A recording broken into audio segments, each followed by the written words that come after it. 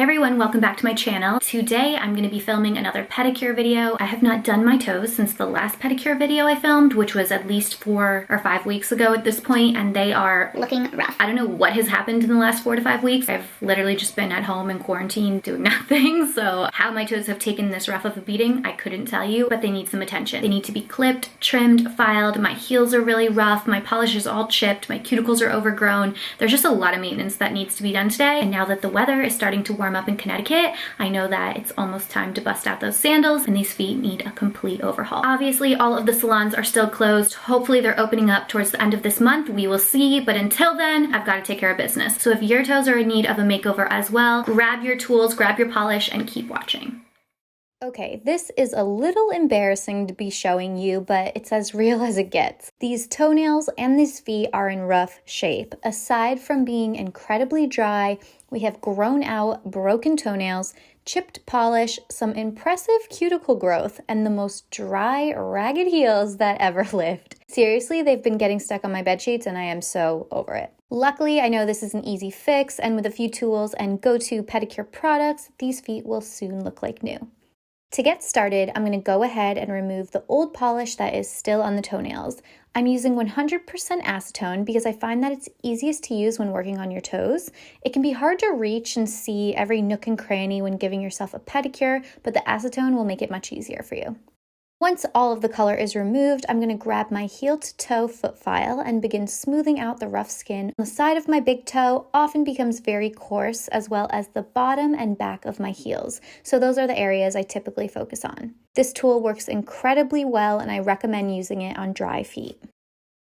After the feet have been filed, it's time to tend to these toenails. You can see they have all grown out, some of the nails are peeling, and a couple have become cracked or broken, so there's a lot to do here. I'm going to start by trimming them down with a nail clipper. I prefer to keep my toenails on the shorter side. I am super clumsy and I'm always banging my toes on my desk or the coffee table or the bed, so by keeping them short, the polish is less likely to chip and the nails are less likely to break. Now my cuticles have grown quite a bit, so using an orange stick or a cuticle pusher if you have one, I'm going to start pushing them back. The cuticles on my middle toes look fine after being pushed back, but my big toe and my baby toe have way too much growth that needs to be trimmed off.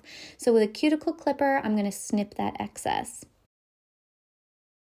We are almost done with the prep. We just have to file the toenails so that they're even and smooth. I am using a medium grit file. My toes are a bit thicker than my fingernails, so I find it quicker and easier to work with a heavier grit. I'm filing them into a squoval shape. I like the look of square toenails, but rounding the edges instead of creating a sharp 90-degree angle helps to keep them from breaking. Lastly, I'm going to take a fine medium buffing cube and lightly buff the top of each toenail to even out the surface. My feet are super dry and now covered in dust and dead skin, so I'm going to take my coconut oil and massage it all over each foot. They look so much better, but they're a bit oily, which is great for the skin, not so great for the nails that are about to be polished. So using a cotton ball and 100% acetone, I'm going to swipe each nail to remove any oil residue to prep them for polish.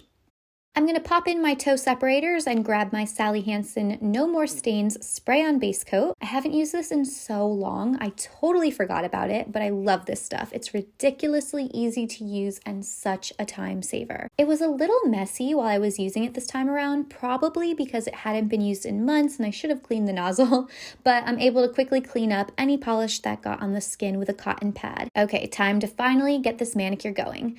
Today I'm going to use OPI's Infinite Shine It's a Girl. This is a beautiful soft pink polish. It is semi-sheer but buildable, and I love using this shade on my toes. I'm going to start applying the first coat in thin layers and use my thumb to clean up as I go. Since my toenails are pretty small, no matter how little product I have on the brush, the odds of me flooding the cuticle are pretty high, so cleaning up as I go helps a ton. I'm going to repeat this process twice more for a total of 3 coats of color to achieve my desired shade.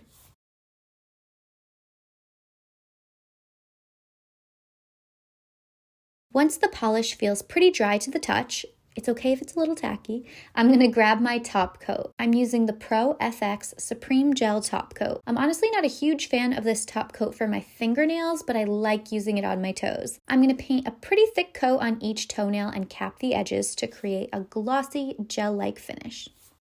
And that is it. I'm going to move the camera so you can see them better. These babies look so much better than they did about 20 minutes ago. Truly night and day. The feet themselves are soft and smooth to the touch, and the toenails are finally trimmed, groomed, and painted just how I like them. Doesn't this polish look so pretty on the toes? I ended up painting my nails this exact same color a few days later. That is it for this pedicure. Spring is finally upon us, and it was totally time to give these feet a proper spring cleaning. I hope you enjoyed this video and found it helpful. Please give it a thumbs up if you did. I'd love for you to subscribe to my channel if you haven't already done so. I share a ton of DIY manicure, pedicure, and nail care related content. If you are into that kind of thing, it's definitely one of my passions. All of the tools and products that I used will be linked in the description box below. Thank you so much for watching, and I will see you in my next one. Bye!